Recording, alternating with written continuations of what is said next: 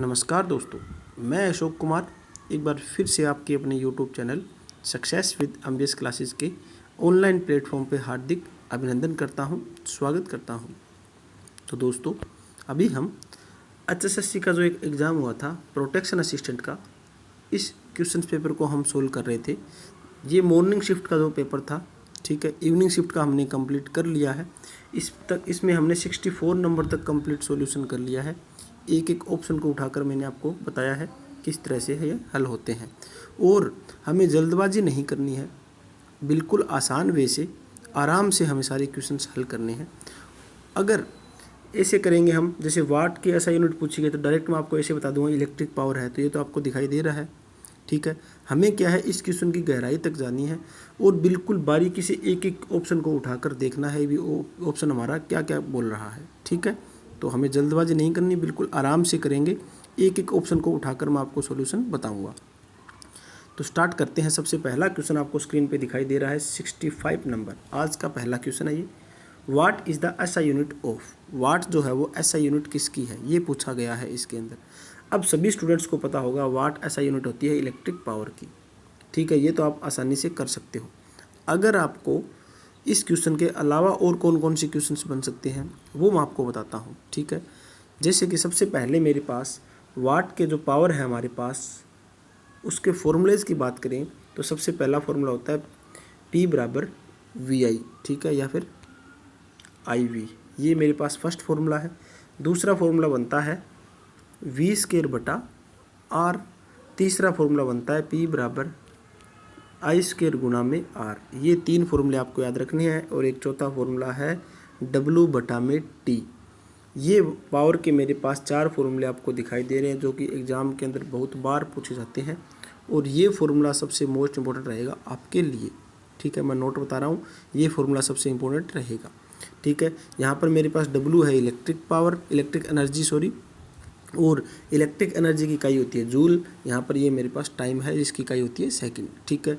ये सारे फार्मूलाज जो है वो डीसी फार्मूलाज है, डीसी सर्किट के अंदर लागू होते हैं, ठीक है। अब आपके दिमाग में क्वेश्चन उठता होगा भी डीसी में ये सारे फार्मूलाज है तो एसी के अंदर कौन से होंगे, तो उनके बारे में चर्चा करते हैं। तो देखते हैं, अब बात करते हैं एसी के अंदर जो पावर है हमारी उसकी, ठीक है। एसी के अंदर जो पावर है हमारी कौन कौन सी है। सबसे पहले आपसे पूछ ले फेज पावर की, ठीक है। सबसे पहले पूछे आपसे फेज पावर, तो फेज पावर का फॉर्मूला क्या होता है, 3 VPH, ठीक है, मतलब फेज पावर गुणा में IPH, ठीक है, और साथ में होगा कोस थीटा। ये मेरे पास होती है फेज पावर, जो कि 3 फेज सर्किट के अंदर पावर हम निकालते हैं इस तरह से। अगर आपको पूछ ले फेज की जगह आपसे पूछ ले लाइन पावर क्या होगी, ठीक है, फेज की जगह आपसे लाइन पावर पूछे तो आप क्या करोगे, यहाँ पर √3 से गुना करोगे। उसके बाद हमारे पास VL गुना में IL गुना में कोस थीटा, ठीक है। ये मेरे पास बनती है लाइन पावर AC सर्किट के अंदर, ठीक है। ये तो हमने बात कर ली फेज और लाइन पावर की। अब जो पावर होती है हमारी AC सर्किट के अंदर कितने प्रकार की होती है उनके बारे में थोड़ी चर्चा करते हैं, ठीक है। जो पावर है हमारी AC सर्किट के अंदर, हमारे पास पावर जो होगी वो बेसिकली 3 प्रकार की होती है। सबसे पहली पावर है वो होती है अपरेंट पावर, ठीक है, अपरेंट पावर। दूसरी होती है मेरे पास एक्टिव पावर। तीसरी मेरे पास होती है रिएक्टिव पावर, ठीक है दोस्तों। ये तीनों पावर होती है हमारी किसके अंदर, AC सर्किट के अंदर। ये 3 टाइप होते हैं पावर की। अब इसकी अगर आपको ज़्यादा डिटेल देखनी है तो आप क्या है, मेरा थ्योरी का लेक्चर देखिए AC सिस्टम का, AC एनालिसिस का, उसके अंदर मैंने ये सारी अच्छी तरह से चर्चा कर रखी है, ठीक है दोस्तों। तो स्टार्ट करते हैं हम नेक्स्ट क्वेश्चन से। नेक्स्ट क्वेश्चन क्या है आपको दिखाई दे रहा होगा स्क्रीन पे। हाँ, थोड़ा यहाँ पर और चर्चा करते हैं हम। अगर आपको यहाँ पर पूछ ले जो इलेक्ट्रिक एनर्जी है जिससे मैंने लिखा है W से, इसकी इकाई पूछे तो क्या होगा, जूल। इलेक्ट्रिक करंट ये आपको पता है इसकी इकाई क्या होती है, एम्पियर। और नेक्स्ट ऑप्शन आपको दिखाई दे रहा है इलेक्ट्रिक रेजिस्टेंस, जिसकी इकाई होती है ओम, ठीक है। यह काफ़ी इजी क्वेश्चन था। तो नेक्स्ट क्वेश्चन पे चलते हैं हम। Dash work on the principle of heating effect of electric current, ठीक है। जो हमारे पास विद्युत प्रवाह के गर्म होने के प्रभाव सिद्धांत पर काम कौन सा करता है इनमें से, ठीक है। अब गर्म होने के सिद्धांत पर कौन सा काम करेगा, आपको ऑप्शन दिखाई दे रहा है इलेक्ट्रिक बल्ब, ठीक है। जो बल्ब होता है उसके अंदर हीटिंग इफेक्ट से काम करता है, ये आपको याद रखना है। अब जो हमारे पास 3 इफेक्ट होते हैं मेन, ठीक है, कौन कौन से। सबसे पहला आपको पता है, सबसे पहला आपने ये नाम देखा है हीटिंग इफेक्ट, ठीक है, जिसका फॉर्मूला हम बनाते हैं I²R, दोबारा लिखता हूँ I²RT, ठीक है। ये फॉर्मूला बनता है हीटिंग इफेक्ट का। दूसरी बात चर्चा करें हम, तो दूसरा मेरे पास होता है मैग्नेटिक इफेक्ट, मैग्नेटिक इफेक्ट, ठीक है। मैग्नेटिक इफेक्ट के अंदर क्या होगा, मेरे पास जो फ्लक्स बनेगा वो होगा MMF बटा में S हमारा क्या होता है रिलक्टेंस, MMF हमारा क्या होता है मैग्नेटोमोटिव फोर्स, ठीक है। तो नेक्स्ट मेरे पास क्या है, ये तो मेरे पास 2 इफेक्ट हो गए। तीसरा मेरे पास मुख्य जो इफेक्ट होगा वो होगा केमिकल इफेक्ट। केमिकल इफेक्ट का मतलब क्या है, जो हम बैटरीज वगैरह यूज़ करते हैं उसके अंदर सभी के अंदर क्या होता है केमिकल इफेक्ट होता है। ये तीनों इफेक्ट आपको मैंने बता दिए, ठीक है दोस्तों। अब आपको यहाँ पर अलग सी बातें और बताता हूँ मैं।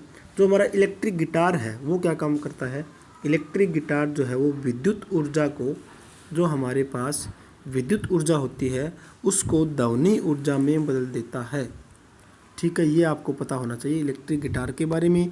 जो मोटर आपको पता ही है, मोटर क्या काम करती है, हमारी मैकेनिकल ऊर्जा को, सॉरी इलेक्ट्रिकल ऊर्जा को मैकेनिकल ऊर्जा में बदल देती है मोटर, ठीक है। इलेक्ट्रोमैग्नेट मतलब क्या है, विद्युत चुंबकीय है हमारे पास है। तो ये क्वेश्चन भी आपको अच्छी तरह से समझ में आ गया है।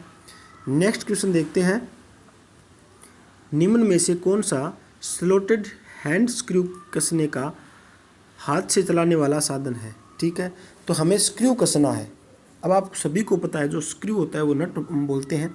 स्क्रू को कसने के लिए हम क्या यूज़ करेंगे, स्क्रू ड्राइवर ही यूज़ करते हैं, ठीक है। तो ये क्वेश्चन भी काफ़ी इजी था।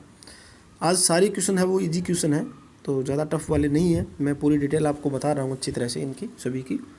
बिजली का झटका लगने वाले को खुद को सुरक्षित रखकर आप कैसे बचाएंगे, ये आपको पता होना चाहिए। उस व्यक्ति को विद्युत स्रोत से नंगे हाथों से दूर करेंगे, ये तो कभी नहीं करना चाहिए। उस व्यक्ति को कपड़े पकड़कर उसे अपनी ओर खींचे, ये भी मत करना कभी, ठीक है। लकड़ी का प्रयोग कर उस व्यक्ति को विद्युत स्रोत से दूर करेंगे, ये बात आपको ज़रूरी है। जो लकड़ी होगी कोई आपके पास आसपास में, उससे ही आप उसको यूज़ करोगे, उससे ही उसको दूर करोगे, ठीक है। चलते हैं नेक्स्ट क्वेश्चन पे। विद्युत मोटर का प्रयोग कर हम विद्युत ऊर्जा को कौन सी ऊर्जा में बदल रहे हैं। अभी मैंने बताया मोटर का काम क्या है, विद्युत ऊर्जा को यांत्रिक ऊर्जा में बदलना ही मोटर का काम है। रासायनिक ऊर्जा का क्या है हमारे पास, जैसे कि केमिकल एनर्जी जो है, केमिकल ऊर्जा, ये रासायनिक जो बैटरी हमारी क्या काम करती है, जो बैटरी हमारी है वो केमिकल हमारे पास जो रासायनिक ऊर्जा है उसको किस में बदल देगी, विद्युत ऊर्जा में बदल देगी, ठीक है। सौर ऊर्जा जो क्या है हमारे पास, जो सूर्य से आने वाली जो लाइट हमारी है, जो प्रकाश ऊर्जा है, प्रकाश ऊर्जा को किस में बदल देगी, हमारी विद्युत ऊर्जा के अंदर बदल देगी, ठीक है। ये हमारे पास सौर ऊर्जा की बात है, ठीक है दोस्तों। चलते हैं नेक्स्ट क्वेश्चन पे, काफ़ी अच्छे क्वेश्चन चल रहे हैं सारे। मोटर का कौन सा हिस्सा निश्चित चुंबकीय क्षेत्र बनाता है, निश्चित मतलब स्थिर, ठीक है। स्थिर चुंबकीय क्षेत्र कौन सा बनाता है इनके अंदर, ये आपको पता होना चाहिए। अब इनके एक एक करके डिस्कस करते हैं। वैसे मैंने डीसी मोटर स्टार्ट कर रखी है दूसरी साइड में, ठीक है। जो हमारे पास थ्योरी पोर्शन चल रहा है वहाँ पर मैं आपको डीसी मोटर करवा रहा हूँ, तो आप उनको भी आप अच्छी तरह से देखें। डीसी मोटर को सबसे इजी वे से मैं आपको बिल्कुल आसानी से और बिल्कुल जो मोस्ट इम्पोर्टेंट चीज़ें हैं वही मैं उनके अंदर करवा रहा हूँ, ठीक है। तो आप उस वीडियो को भी आप ज़रूर देखें और अपने तमाम दोस्तों के साथ शेयर भी कीजिए। देखते हैं क्वेश्चन में क्या दे रखा है।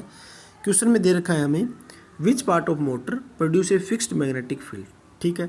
अब सबसे पहले दे रखी है आर्मेचर वाइंडिंग। मैंने क्या बताया था, जो हमारा मोटर होती है, ठीक है, जो हमारी मोटर है, मोटर का जो मान लीजिए हमारे पोल है, ये हमारे इसके अंदर 4 पोल है, बीच वाला जो भाग होता है इसे बोलते हैं आर्मेचर। इस पे जो वाइंडिंग करेंगे हम, ये हमारी क्या होगी, आर्मेचर वाइंडिंग होगी।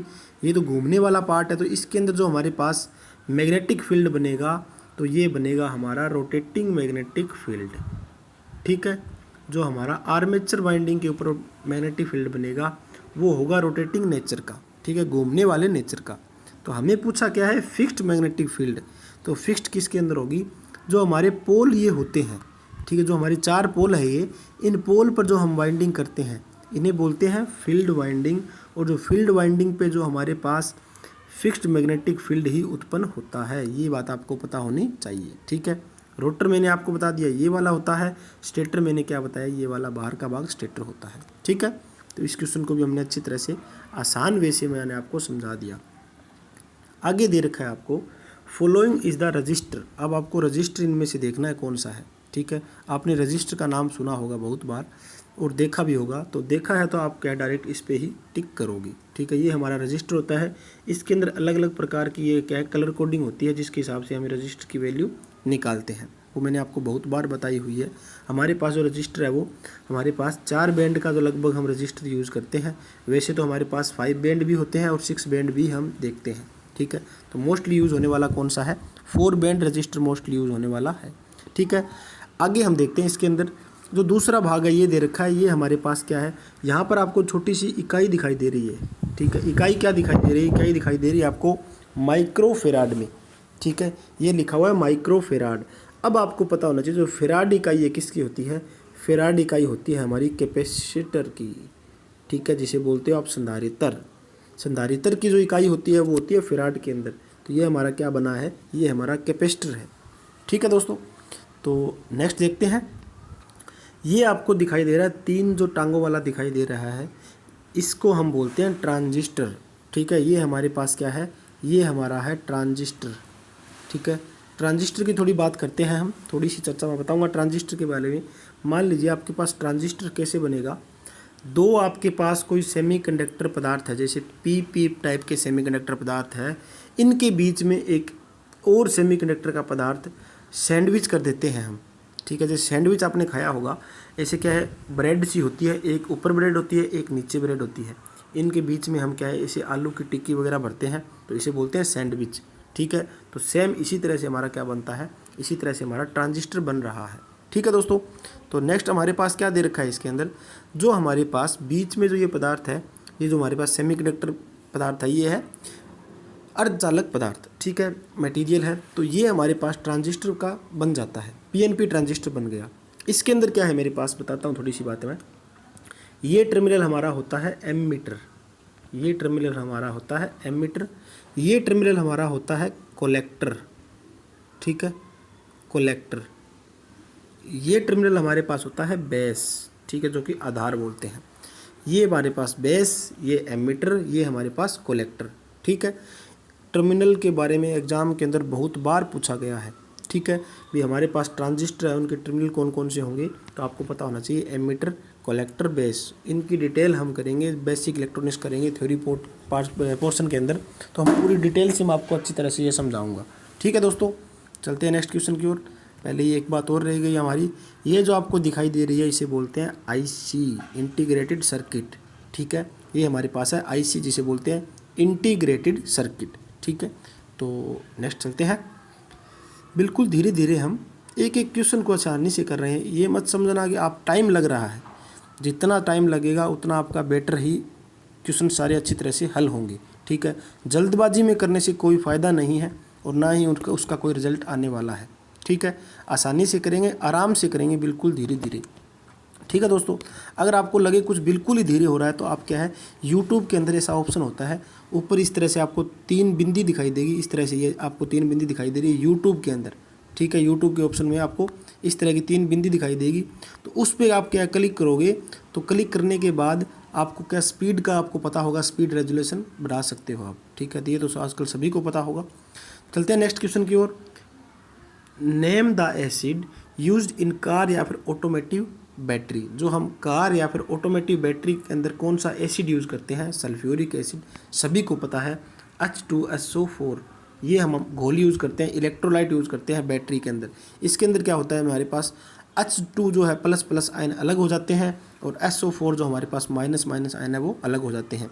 जो मेरे पास प्लस आयन होंगे वो क्या होंगे, नेगेटिव जो मेरे पास इलेक्ट्रोड होगी उसके साथ कॉम्बिनेशन बना लेंगे, और जो मेरे पास माइनस आयन होंगे वो क्या होंगे, जो मेरे पास प्लस जो पॉजिटिव इलेक्ट्रोड है उसके साथ कॉम्बिनेशन बना लेंगे।